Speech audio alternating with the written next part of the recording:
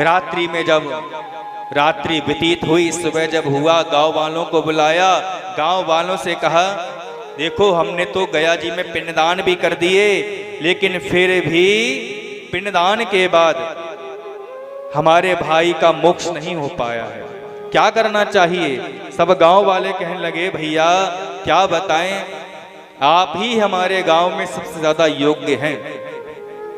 इतना गांव में कोई नहीं पड़ा हुआ है गोकर्ण जी जितना आप पड़े हुए हैं, हम आपको क्या बात बताएंगे, क्या मार्ग बताएंगे।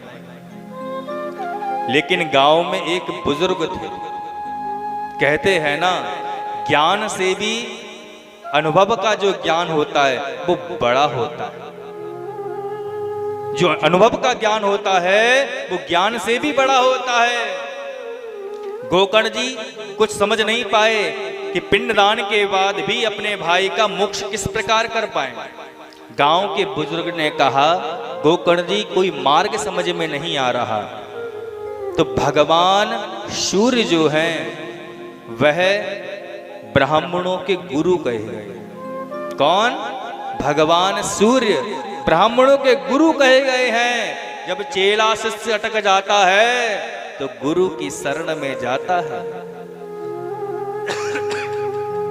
आप सूर्य भगवान से ही पूछो कि हे भगवान आप तो भुवन भास्कर हैं, इस संसार के प्रत्येक कर्म के साक्षी हैं।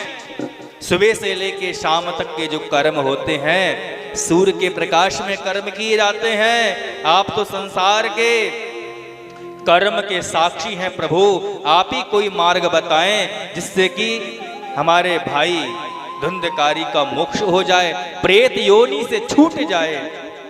सब गांव वालों के साथ में जब गोकर्ण जी महाराज आकाश मंडल के नीचे पहुंचे और सूर्य की तरफ हाथ करके जब कहा ध्येयं सदा परिभवग्नमवेष्ट दोहं तीर्थास्पृदं शिवविरिञ्चिनुतं शरण्यं प्रत्यार्तिहं प्रणतपालभवाब्धिप्रोतं वन्दे महापुरुष ते चरणारविंदम। हे भुवन भास्कर सूर्य नारायण भगवान आप कोई मार्ग बताएं। तो भगवान सूर्य जो हैं स्थिर हो गए और आकाशवाणी करने लगे। सूर्य भगवान ने कहा श्रीमद् भागवता मुक्ति सप्ताहं वाचनं कुरु।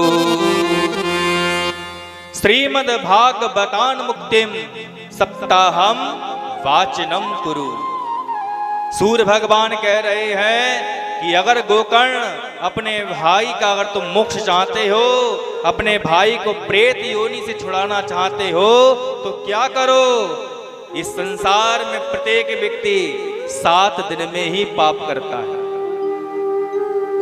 और 7 दिन में ही पुण्य करता है। सोमवार, मंगलवार, बुधवार, बृहस्पतिवार, शुक्रवार, शनिवार, रविवार, यही तो 7 दिन हैं जिसमें हम सब लोग पुण्य भी करते हैं पाप भी करते हैं। इन 7 दिनों के जो पाप हैं 7 दिन की भागवत को कथा कराओ। श्रीमद् भागवतान मुक्तिम सप्ताहम वाचनम कुरु। 7 दिन तक वाचन करो। 7 दिन तक आप जो हैं अपने भाई के निमित्त भागवत की कथा को कराओगे तो निश्चित है कि वो मुक्त हो जाएंगे, क्योंकि भागवत को मुक्ति ग्रंथ भी कहा गया है। आपके पितर, आपके पितर कितने भी आपसे नाराज क्यों ना हो, लेकिन जब आप विधि विधान के द्वारा अपने पितरों के लिए भागवत का पाठ कराते हैं तो आपके पितर जो हैं वो प्रसन्न हो ही जाते हैं। चाहे किसी भी विधि से पितर नहीं मान रहे हो, चाहे आपने गया जी में पिंडदान करा लिया हो, चाहे हम नारायण बलि करा रखी हो, या त्रिपिंडी श्राद्ध करा रखा हो, चाहे गायत्री जप करा रखा हो, चाहे तर्पण करा रखा हो, चाहे कोई सी भी विधि करा रखी हो, जब किसी भी विधि से पितृ देवता मान नहीं रहे हो तो अंतिम जो विधि है वो भागवत की कथा ही रह जाती है।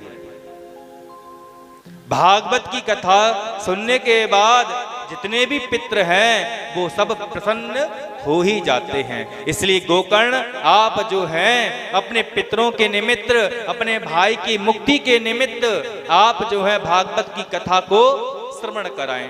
आषाढ़ के महीने में गंगा जी के तट पर रेते का ऊंचा सा आसन बनाया, टीला बनाया,